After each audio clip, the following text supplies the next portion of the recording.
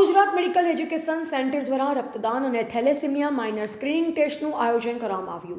South Gujarat medical education and research centre દ્વારા SPB physiotherapy college તથા વાત્સલ્ય nursing and research ઇન્સ્ટિટ્યૂટના સંયુક્ત ઉપક્રમે બ્લડ ડોનેશન તથા થેલેસેમિયા સ્ક્રીનિંગનું કેમ્પનું સફળ આયોજન કરવામાં આવ્યું, જેમાં 50 યુનિટ બ્લડ ડોનેશન તથા લગભગ 700 વિદ્યાર્થીઓનું થેલેસેમિયા સ્ક્રીનિંગ કરવામાં આવ્યું. આ પ્રસંગે ઉદ્ઘાટક તરીકે Shri Hasmukh Kothari, Indian Red Cross 84 branch Surat શાખાના ડોક્ટર પ્રફુલ્લ સિરોયાએ થેલેસેમિયા, નેત્રદાન, અંગદાન અને દેહદાન અંગેની વિસ્તૃત માહિતી આપી વિદ્યાર્થીઓને યુથ રેડ ક્રોસમાં જોડાવાની અપીલ કરેલ.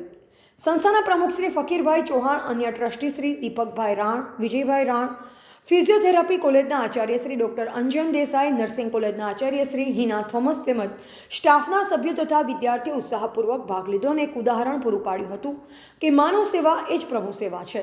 અહેવાલ કલ્પેશ લાઠિયા, સંબંધ ભારત ન્યૂઝ, સુરત.